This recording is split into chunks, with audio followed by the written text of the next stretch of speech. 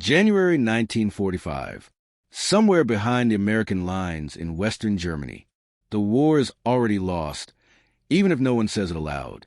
Snow clings to the edges of a temporary barbed wire enclosure, dulling sound, flattening the world into gray silence. A German officer steps forward when his name is called. His uniform is worn, but still carefully arranged. Habit remains, even in defeat. He expects shouting. He expects hands, rough and impatient. Perhaps a blow meant to settle old scores. Instead, there is a clipboard. An American guard checks a number, not a face. Another soldier gestures calmly toward a medical tent. Wounds are inspected. Names are recorded. Personal items are logged, not taken. No insults follow. No threats. The rifles stay lowered. The officer notices something else. Distance. The guards keep it, not out of fear, but procedure. Later, there's food. Simple, hot, measured. Then a blanket. Then instructions, spoken slowly, deliberately, about camp rules, inspections, mail, and the role of the Red Cross. Nothing here feels improvised. Nothing feels personal. Standing inside the wire that night, the German officer understands a deeper shock. This is not mercy. This is policy. And every step follows rules the Americans seem unwilling to bend. Those rules did not appear by chance. They were written long before this winter and enforced with purpose. Long before American guards stood watch over captured German officers, the rules governing their behavior had already been written. They existed on paper decades before they were tested by total war. In 1929, representatives of the world's major powers gathered in Geneva to revise and expand international agreements on the treatment of prisoners of war. The resulting Geneva Convention relative to the treatment of prisoners of war laid out precise obligations. Captured soldiers were to be protected from violence, intimidation, and public curiosity. They were to receive adequate food, shelter, medical care, and the right to correspondence. Officers were to be treated according to rank. Discipline was allowed, but punishment had limits. Germany signed the convention. So did United States. But signatures did not guarantee behavior. How those rules were understood, and whether they would be enforced, depended entirely on military culture, command structure, and the nature of the war itself. For German officers trained in the interwar years, the Geneva Convention was often regarded less as an operational doctrine and more as a diplomatic formality. The German army emphasized discipline, hierarchy, and obedience, but did not build its daily field procedures around international law. In practice, compliance varied sharply by front. On the Western Front, German units often treated Allied prisoners according to minimum standards. On the Eastern Front, the conventions were largely ignored altogether, shaped instead by ideology, racial doctrine, and orders from above. By 1941, millions of Soviet prisoners were dying in German custody from exposure, starvation, and neglect. German officers were aware of this reality. Even those who did not participate directly understood that captivity did not guarantee protection. The war had stripped away assumptions about restraint. This knowledge traveled with them when the tide turned. As American forces landed in North Africa in 1942, then pushed into Italy in 1943, German officers began to encounter a new captor. The United States Army was large, industrial, and unfamiliar. It had not fought a continental war in Europe for a generation. Many German commanders assumed that, under pressure, Americans would behave as all armies eventually did, bending rules, settling scores, responding emotionally to casualties. They expected roughness. They expected improvisation. They also expected retaliation. American troops arriving in Europe encountered evidence of Axis brutality almost immediately. Destroyed villages, malnourished civilians, stories from liberated prisoners. By 1944, as U.S. units advanced through France and into Germany, they uncovered camps that revealed the full scale of Nazi crimes. The emotional weight on frontline soldiers was immense. From the German perspective, this made restraint seem unlikely. Yet the United States Army had entered the war with a different internal framework. Even before Pearl Harbor, American military planners anticipated the capture of large numbers of enemy soldiers. The U.S. Army Judge Advocate General's Corps its legal branch, had already incorporated Geneva Convention provisions into training manuals, camp regulations, and officer instruction. This was not left to individual conscience. Field manuals specified how prisoners would be searched, registered, housed, and guarded. Guards were instructed on what they could say, what they could not do, and how force was to be used only as a last resort. Violations were subject to court-martial. Commanders were held responsible not only for enemy behavior, but for their own men's conduct. For German officers accustomed to discretionary authority in captivity, where treatment depended on circumstance, location, or ideology, this rigidity was unfamiliar. As the war entered its final phase, the scale of surrender increased dramatically. Entire German units gave themselves up to American forces rather than fight to destruction or fall into Soviet hands. With each surrender came officers trained to observe systems, hierarchy, and weakness. What they encountered instead was consistency. The same forms, the same inspections, the same rules applied whether the prisoner was a private or colonel. By early 1945, as German officers moved through American transit camps toward longer-term imprisonment, they began to understand that what felt like kindness was something else entirely. It was a visible surface, a legal and administrative structure designed to function even under hatred, exhaustion, and loss. And behind that structure stood a chain of command determined to prove that the rules would survive the war itself. That determination would soon become impossible to ignore. The consistency German officers observed in American custody was not accidental, nor was it a product of individual goodwill. It was enforced from the top, embedded into machinery of the United States Army long before the first German surrender in Europe. In Washington, the treatment of prisoners of war was regarded as a matter of national policy. The War Department issued clear directives stating that adherence to the Geneva Convention was not optional, even in the face of enemy violations. Senior commanders were reminded repeatedly that discipline toward prisoners reflected discipline within the ranks. A failure to control guards signaled weakness, not strength. American military law supported this approach. The Articles of War, still enforced during World War II, gave commanders broad authority to punish misconduct, including abuse of prisoners. Courts-martial for mistreatment were real, documented, and publicized within the Army. Guards understood that striking a prisoner, stealing property, or withholding food could result in serious consequences. This knowledge shaped behavior more effectively than moral appeals ever could. Training reinforced the message. Military police units assigned to guard prisoners received specific instruction on international law, camp procedures, and conflict de-escalation. Recruits were taught that prisoners were to be considered disarmed enemy personnel, not criminals. They were to be controlled, not humiliated. The language mattered. So did repetition. American POW camps followed standardized layouts. Barracks spacing, sanitation facilities, kitchens, and medical stations were planned according to regulations that could be inspected and measured. Officers were segregated from enlisted men, as required by the convention. Prisoners were allowed to retain insignia of rank and personal decorations. Roll calls followed schedules. Work details were logged. The system was bureaucratic by design. Oversight played a critical role.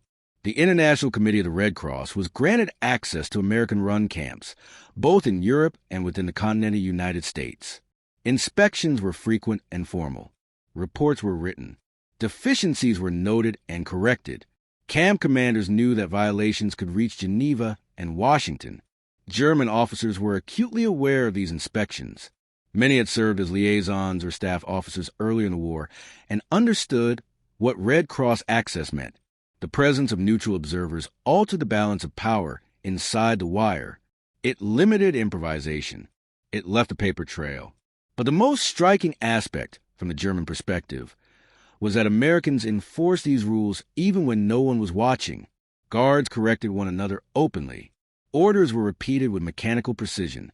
When violations occurred, and they did, the response was procedural rather than emotional.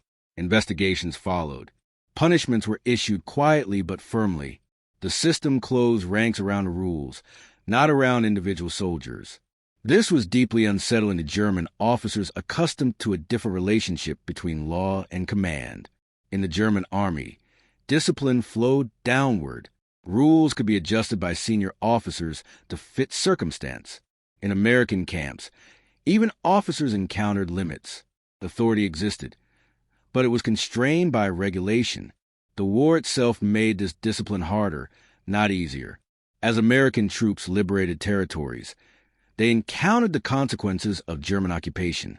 Atrocities hardened attitudes. The discovery of concentration camps in 1944 and 1945 intensified anger across the ranks. Many soldiers believed that enemy captives did not deserve protection, yet the rules remained in force. General Dwight D. Eisenhower, Supreme Commander of Allied forces in Europe, reinforced this position repeatedly. He emphasized that the United States would be judged not only by how it defeated Germany, but by how it behaved during victory. Orders circulated reminding commanders that mistreatment of prisoners undermined Allied claims of legitimacy and weakened post-war stability. German officers began to grasp the implication. This was not about sympathy for the defeated. It was about control over men, over narrative, and over the future. Inside American camps, predictability replaced fear. Prisoners learned what to expect each day. Meals arrived on schedule. Medical care followed procedure. Punishment, when imposed, followed written rules rather than impulse. For officers trained to evaluate systems, this predictability carried weight. It also carried a message. If the Americans could maintain legal discipline while winning the war, then defeat did not grant the Germans more leverage. The familiar excuse that brutality was inevitable under total war collapsed in the face of evidence. By the time German officers settled into longer-term captivity, many realized that they were witnessing something rare in modern conflict, a victorious army restraining itself through law. That realization would shape every interaction that followed, human, tactical, and psychological. And it is through those perspectives that the deeper impact of strict Geneva compliance becomes clear. Angle 1. The German officer's perspective, expectation versus reality. German officers entered American captivity carrying assumptions shaped by years of war and doctrine. They had been trained to expect severity from an enemy, especially one that had suffered heavy losses. Many believed that American troops, having crossed oceans and endured prolonged combat, would express victory through dominance. What unsettled them was not kindness, but consistency. Officers noticed that their rank was acknowledged, but not indulged. Orders were given politely, yet firmly. There was no bargaining, no sudden changes. When dispute arose, guards deferred to written procedures rather than personal authority. Even senior German officers found that appeals to status held little weight. This predictability dismantled familiar strategies. Intimidation failed. Emotional manipulation failed. The Americans did not react. For professional soldiers trained to read weakness, this restraint suggested strength. The rules did not bend under pressure. They did not loosen after difficult battles. They did not tighten in moments of anger. They simply remained. The realization spread quietly among officer compounds. This captivity was not governed by mood or vengeance. It was governed by an institution that trusted its own rules more than its instincts. That realization marked the first psychological shift. Angle 2, the American Guard perspective, discipline over emotion. For the American Guards assigned to POW duty, the task carried its own burden. Many had friends still fighting at the front. Some had seen destroyed villages and civilian casualties firsthand. Others had lost family members earlier in the war. They were not indifferent, yet their role demanded separation between emotion and action. Guard were instructed to maintain distance, limit conversation, and follow protocol precisely. Familiarity was discouraged. So was hostility. The goal was control, not confrontation. Violations of conduct were treated seriously. A guard who struck a prisoner risked removal, demotion, or court-martial. This knowledge shaped behavior more effectively than ideology. Discipline was reinforced daily through briefings, inspections, and supervision. Many guards later recalled that POW duty tested their professionalism more than combat. It required restraint in moments where retaliation felt justified. It required obedience to rules that protected the enemy. In this environment, The Geneva Convention became less an abstract document and more a daily operational checklist, one that defined success as calm order rather than visible dominance. Angle 3. The legal and institutional angle, law as operational weapon. From an institutional standpoint, the United States treated the Geneva Convention as a force multiplier. Clear rules reduce uncertainty. Standardized procedures lowered the risk of escalation. Legal compliance simplified logistics, record-keeping, and oversight. Military lawyers advised commanders on camp operations, discipline, and labor assignments. Forms were standardized. Reports were filed. Accountability moved upward through clear channels. This legal framework allowed the Army to manage hundreds of thousands of prisoners without constant crisis. German officers, trained to assess command efficiency, recognized the implications. The Americans were not improvising morality. They were executing policy. By converting law into routine, the U.S. Army removed the emotional volatility of captivity. This denied prisoners leverage and reinforced Allied authority without force. It also sent a signal beyond the camps, one that extended toward the war's inevitable conclusion. That signal would soon become unmistakable. Angle 4, moral warfare, restraint as psychological pressure. For German officers, captivity under strict rules created an unexpected form of pressure. The absence of abuse removed the moral defenses many had prepared. There was no brutality to point to, no injustice to catalog, no evidence that defeat had stripped them of dignity.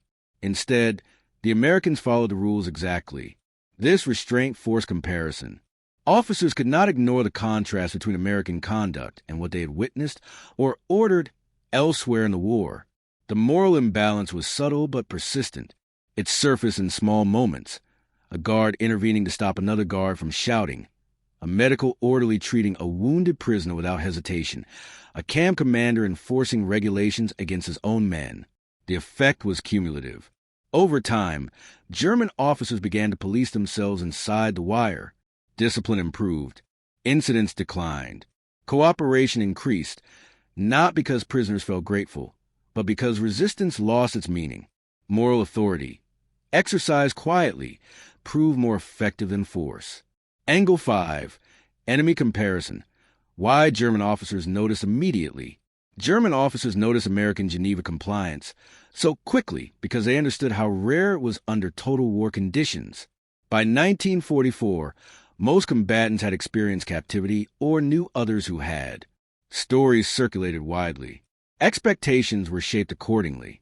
In German-held camps, treatment depended on location, command climate, and ideology. Rules existed, but enforcement was uneven. Officers learned to anticipate unpredictability. That uncertainty was a tool of control. American camps removed that uncertainty. German officers realized that American authority did not rely on fear. It relied on structure. The rules did not tighten when prisoners misbehaved. They were enforced. They did not loosen when officers protested. They were referenced. This consistency was unsettling precisely because it left no space for negotiation. Angle 6, command-level strategy, planning beyond victory. At the highest levels, American adherence to the Geneva Convention served long-term strategic goals. U.S. leadership anticipated post-war reconstruction, occupation, and trials. Behavior during the war would shape legitimacy afterward. Strict compliance created records. Names, dates, inspections, reports. These documents would later matter in negotiations, in tribunals, and in history. German officers, many of whom had legal or administrative training, understood this implication. The Americans were not merely winning battles. They were preparing the peace. Inside the camps, the realization spread quietly. This war would not end in chaos. It would end in judgment. And as the fighting drew closer to Germany's heartland, that judgment moved from theory to reality, revealed in moments when even American guards were held accountable before enemy eyes. Those moments marked the true turning point.